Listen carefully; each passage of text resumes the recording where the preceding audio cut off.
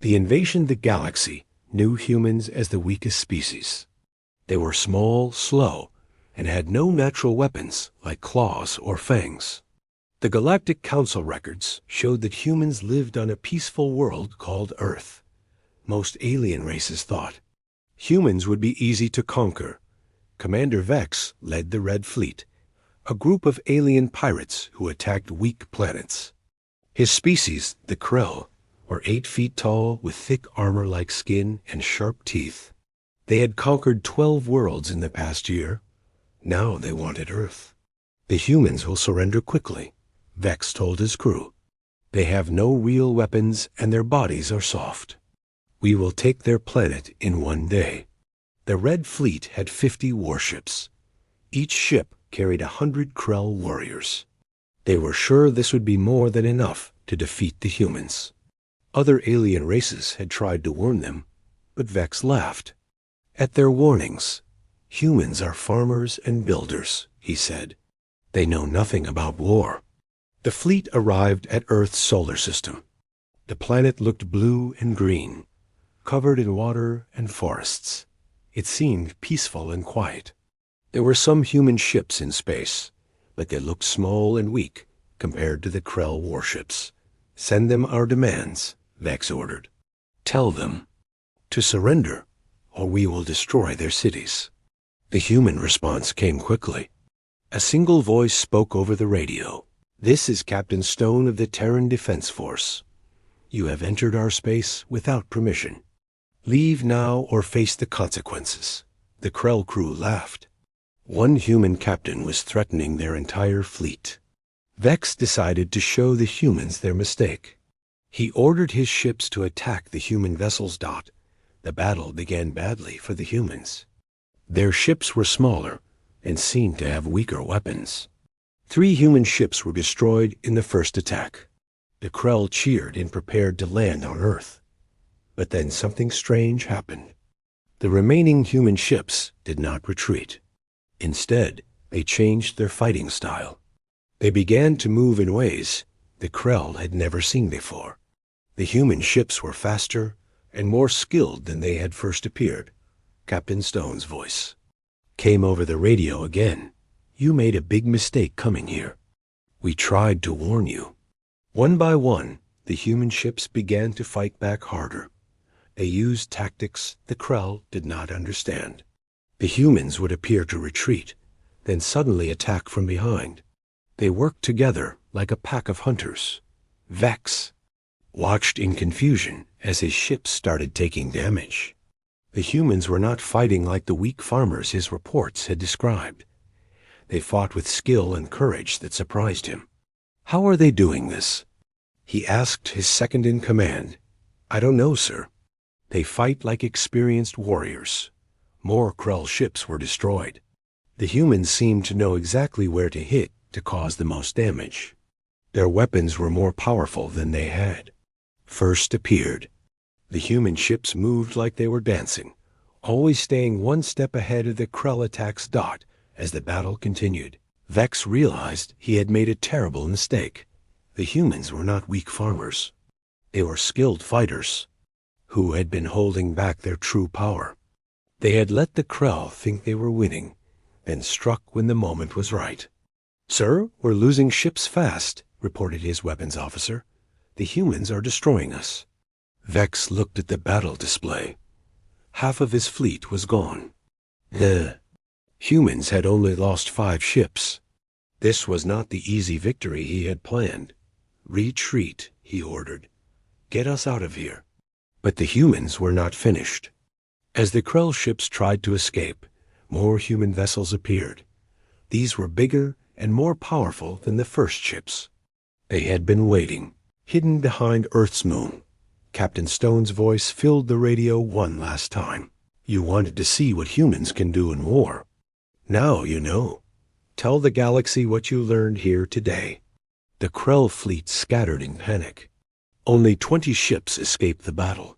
Vex's great invasion had become a disaster. As his damaged ship limped away from Earth, he realized the galaxy had been very wrong about humans. They were not weak farmers. They were warriors who had been waiting for someone to challenge them. The humans had let other races think they were peaceful, but they were ready for war when it came to their world. Vex knew this was not over. Other alien races would hear about this defeat.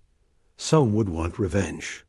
But he also knew that the humans had shown they could fight. The galaxy would never see Earth the same way again. The news of the battle would spread quickly. Soon, every alien race would know the truth about humans. They were not the weakest species in the galaxy. They might be the strongest. 3 months. After the failed invasion, the galaxy was in chaos. News of the Krell defeat had spread to every corner of space. Some alien races were angry. Others were afraid. The Galactic Council called an emergency meeting. The humans must be stopped, declared General Thane of the Vortex Empire. They destroyed a fleet of 50 ships. They are too dangerous to be left alone. The Vortex Empire was one of the most powerful forces in the galaxy. They controlled over 100 worlds and had the largest army. General Thane was 7 feet tall, with 4 arms and skin like metal. His people had never lost a war. "We will show the galaxy that humans can be beaten," Thane announced. "I will lead the attack myself." Commander Vex, still recovering from his defeat, tried to warn them. The humans are not what we thought. They fight with skills we have never seen. They use tactics that make no sense, but somehow work. But Thane laughed at the warning. "You were defeated because you underestimated them. I will not make the same mistake. I will bring 1,000 ships and crush them completely." The Vortex fleet was massive. It took 3 days for all the ships to gather. Each vessel was twice the size of a Krell warship. The army included 50,000 soldiers, all trained from birth to fight. Thane was confident this would be enough. On Earth, the humans knew the second attack was coming. Captain Stone stood in the command center, watching the reports from their deep space sensors. The approaching fleet was much larger than the first. 1. "Sir, should we ask for help from the other human colonies?" Asked Lieutenant Ross. Stone shook his head. "No. If we call for help, the galaxy will think we are weak. We need to handle this ourselves." But Stone had a secret. He had sent a message to the outer colonies anyway, not asking for help, but giving information. He had told them about a single person who might be able to help. His name was Jake Miller, but most people called him the Terran warrior. He had been a soldier for 20 years, fighting in the colony wars at the edge of human space. He knew how to fight aliens better than anyone alive. Jake was on a mining station when he got the message. He was a tall man with short brown hair and scars on his hands from many battles. He had been trying to live a quiet life, but the message from Earth changed everything. "They want to attack Earth," he said to his friend Mark, who ran the mining station. "I can't let that happen." Mark nodded. "I know. You have to go." Jake packed his gear and took a fast ship toward Earth. The journey would take 2 weeks. He hoped he would arrive in time. Meanwhile, the Vortex fleet reached Earth's solar system. General Thane was impressed by what he saw. The planet was beautiful, with blue oceans and white clouds. It would make a fine addition to his empire. "Send them our demands," he ordered. "Tell them to surrender immediately, or we will destroy every city on their planet." Captain Stone's response was the same as before. "This is the Terran Defense Force. You are not welcome here. Leave now or face the consequences." Thane was amused. "The same human captain who defeated the Krell. I look forward to meeting him." In battle, this time, the humans did not wait for the aliens to attack first. Stone launched his ships immediately. The battle was fierce from the start. The human ships moved with the same skill as before, but the Vortex fleet was much stronger. Then the Krell. The humans fought bravely, but they were outnumbered 10-1. Slowly, they began to lose ground. Vortex ships broke through their defenses, and began moving toward Earth. "We need more time," Stone said to his crew. "Keep fighting. Help is coming." But his officers looked worried. They were running out of ships and ammunition. The Vortex fleet seemed endless. That's when Jake Miller's ship arrived. It was a small fighter, nothing compared to the massive warships around it. But Jake was not planning to fight the entire fleet alone. He opened a communication channel to Captain Stone. "This is Jake Miller. I'm here to help." Stone felt relief wash over him. "Thank you for coming. What do you need?" Jake's voice was calm and confident. "Just point me toward their command ship. I'll take care of the rest." Stone looked at his display. Jake wanted to attack the flagship alone. It seemed impossible, but he had heard stories about the Terran warrior. Maybe the stories were true. "The big ship in the center is their command vessel," Stone said, "but it's heavily defended." Jake's reply was simple, perfect. "Let's show them what one human can do." Jake Miller's fighter ship was tiny compared to the massive Vortex warships around it. The other human pilots watched in amazement as he flew straight toward the enemy fleet. They had heard stories about the Terran warrior, but seeing him in action was different. "He's flying right into their formation," said Lieutenant Ross. "Is he trying to get killed?" Captain Stone watched Jake's ship on the display. "No, he knows exactly what he's doing. Watch and learn." Jake's fighter moved through space like a hunting bird. The Vortex ships tried to shoot him down, but he was too fast and skilled. He dodged their weapons and flew between their ships, causing chaos in their formation. General Thane watched from his command ship. "What is that human doing?" "One ship cannot defeat my entire fleet." "He's disrupting our formation, sir," reported his weapons officer. "Our ships are having trouble targeting him." Thane was angry. "Then send fighters to destroy him."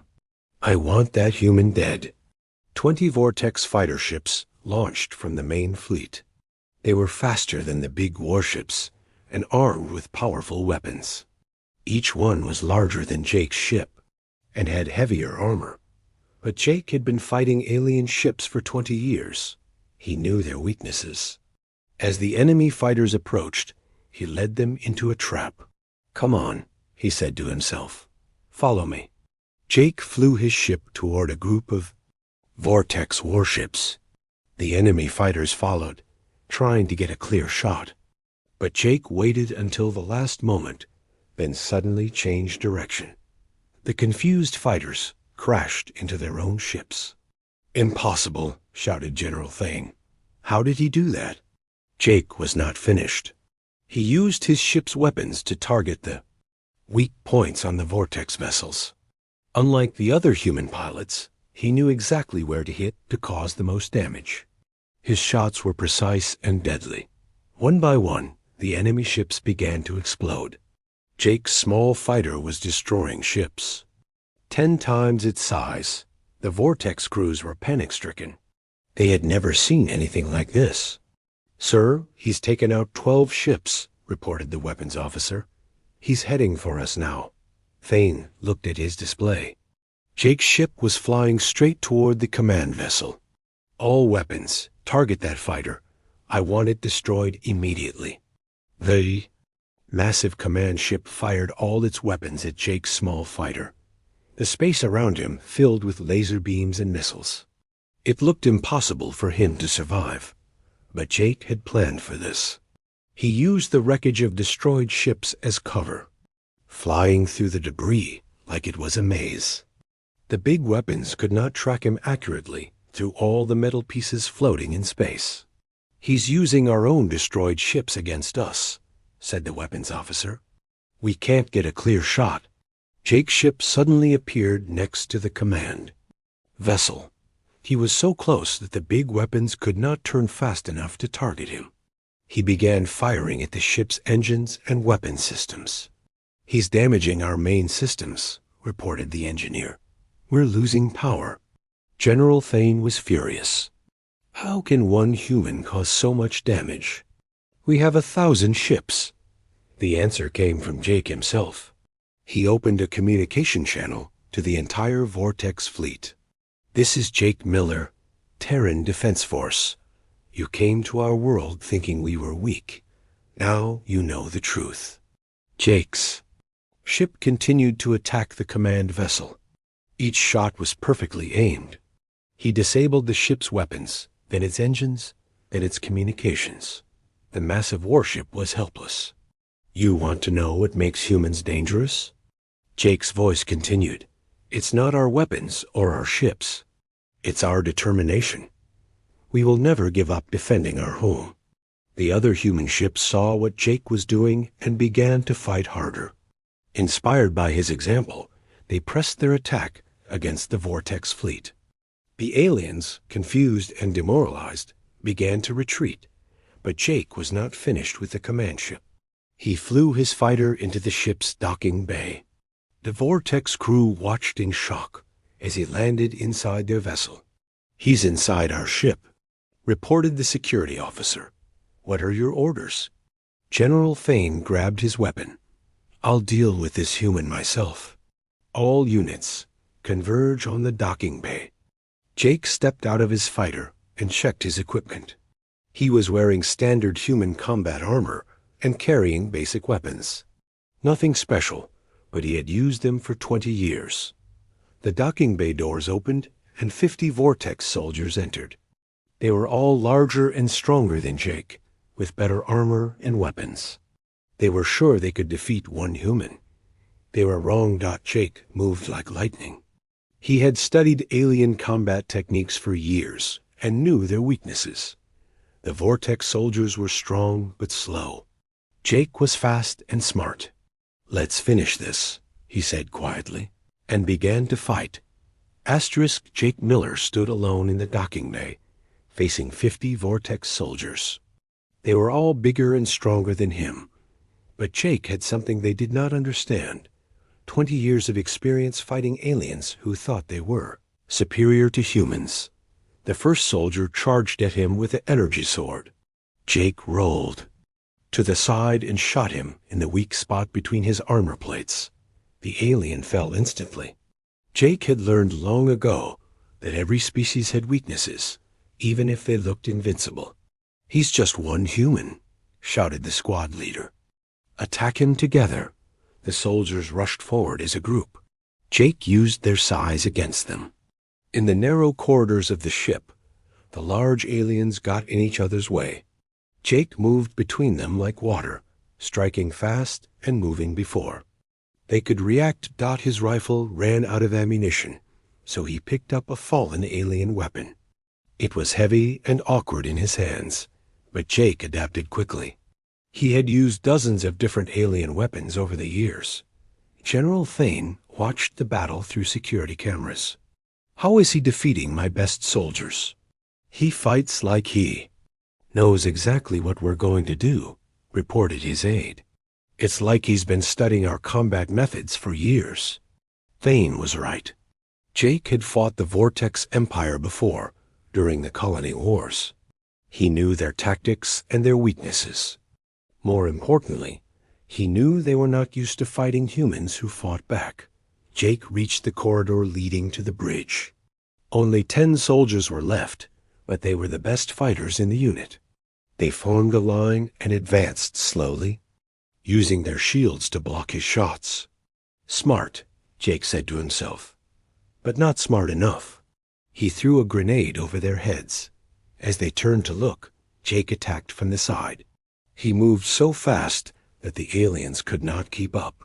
In 30 seconds, all 10 soldiers were down. The bridge doors opened, and General Thane stepped out. He was holding his personal weapon, a massive energy cannon that could destroy a small building. Behind him stood his command staff, all armed and ready to fight. So, you are the famous Terran warrior, Thane said. You don't look like much. Jake looked at the general and his staff. That's what everyone says. Right before they lose. Thane fired his cannon. The energy beam was so powerful, it melted the metal walls. But Jake was no longer where he had been standing.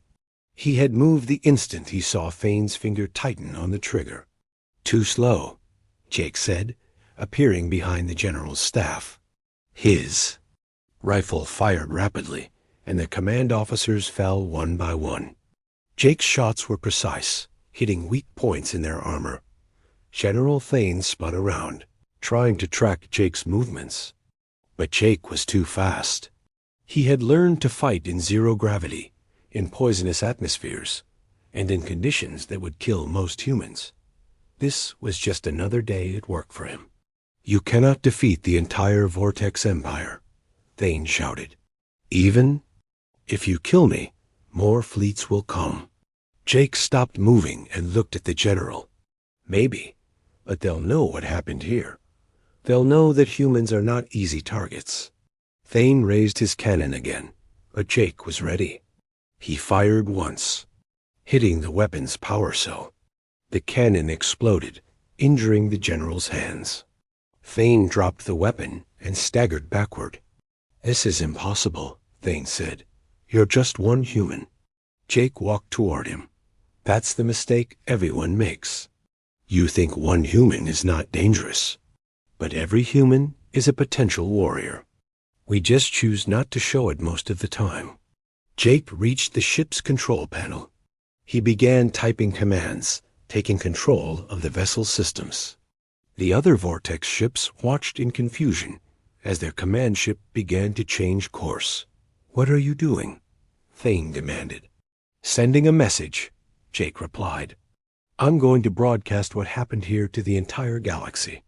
Every alien race will know that humans are not weak prey." Jake opened a communication channel to all the ships in the area. His voice was calm and clear. "This is Jake Miller, Terran Defense Force. General Thane's invasion has failed. The Vortex Empire has been defeated by one human fighter." The alien crews listening could not believe what they were hearing. One human had captured the command ship and defeated the general. It seemed impossible. "You want to know what makes humans dangerous?" Jake continued. "It's not our technology or our numbers. It's our refusal to give up. When you threaten our home, every human becomes a warrior." Outside, the Vortex fleet was in chaos. Without their command ship, they did not know what to do. Some ships began to retreat. Others tried to continue the attack, but were destroyed by the human defenders. Jake looked at General Thane, who was sitting on the floor, holding his injured hands. "You're going to take a message back to your empire. Tell them that Earth is protected. Tell them what happens when they underestimate humans." The news of Jake Miller's victory spread across the galaxy faster than light travel. Within days, every alien race had heard the story. One human had defeated an entire Vortex battle fleet. The impossible had happened. General Thane returned to his home world in shame. His superiors were furious. The Vortex Empire had never been defeated by a single warrior before. They demanded to know how it had happened. "The human was different," Thane explained to the High Council. "He fought like he knew every weakness we had. He moved faster than should be possible and never made a mistake." The High Council did not want to hear excuses. "You had 50,000 soldiers and lost to one human. How do you explain this?" But Thane's report was detailed and honest. He described how Jake had used their own size and strength against them, how he had turned their weapons into disadvantages, how he had studied their tactics and found ways to defeat them. "This Jake Miller is not a normal human," Thane concluded. "He is what they call a Terran warrior. He has been fighting aliens for 20 years. He knows things about warfare that we do not understand." The High Council was silent for a long time. Finally, the Supreme Leader spoke. "If one human can do this, what can a million humans do?" That question was being asked all over the galaxy. The Galactic Council met in emergency session. Representatives from hundreds of worlds gathered to discuss the human problem. "We cannot let this continue," said Ambassador Kryn of the Stellar Alliance. "If humans are this dangerous, they must be contained." But other voices disagreed. "Perhaps we should make peace with them," suggested Elder Nox of the Peaceful Worlds. "If they are strong enough to defeat the Vortex Empire, they might be valuable allies." The debate continued for days. Some races wanted to declare war on all humans. Others wanted to make trade agreements. A few suggested that humans should be given a seat on the Galactic Council. On Earth, Jake Miller had become a hero. The planet's government wanted to give him medals and parade him through the streets. But Jake preferred to stay quiet. He had done his job, and now he wanted to return to his peaceful life. Captain Stone visited him before he left. "The whole galaxy is talking about what you did. You've changed everything." Jake looked out the window at the stars. "I just showed them the truth. Humans are not weak. We never were. We just choose to be peaceful most of the time." "And if they don't accept that?" Stone asked. Jake smiled. "Then they'll learn the hard way. Every human colony has people like me. We've been fighting alien raiders for decades. We know how to win." The conversation was interrupted by an urgent message. A new alien fleet had appeared at the edge of the solar system, but this time they were not attacking. They carried a white flag of peace. "This is Admiral Zent of the Neutral Zone Federation," came the message. "We wish to speak with the human leaders. We come in peace." Captain Stone looked at Jake. "What do you think?" Jake studied the approaching ships. They were from a dozen different alien races, all flying together. "I think the galaxy is starting to understand. We're not the weakest species anymore. We might be the strongest." The meeting took place on a space station between Earth and the alien fleet. Human diplomats sat across from alien ambassadors. For the first time in galactic history, humans were being treated as equals. "We want to establish trade relations," said Admiral Zent. "We believe humans have much to offer the galaxy." The negotiations took weeks, but eventually, agreements were reached. Humans would be allowed to join the Galactic Council. Their colonies would be protected by galactic law. In return, humans would share their knowledge and help defend other worlds. Not all alien races accepted the new situation. Some still saw humans as enemies. But after the defeats of the Krell and Vortex fleets, few were willing to test human strength directly. Jake Miller returned to his mining station, but he kept his equipment ready. He knew that peace was fragile in the galaxy. There would always be someone who thought humans were easy targets. But now they knew the truth. Humans were not farmers and builders who knew nothing about war. They were warriors who chose to be peaceful. And when their homes were threatened, they would fight with skills that surprised the galaxy. The age of humans being seen as weak was over. The galaxy had learned to respect the species from the small blue planet. They had learned about the Terran warriors, and they would not forget.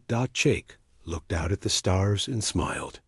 The galaxy was a big place, but it was a little safer now. And if anyone else wanted to test human strength, they would meet warriors ready to defend their people. Humans were no longer easy targets. They were the galaxy's newest power, and they had earned their place through courage and skill. The End.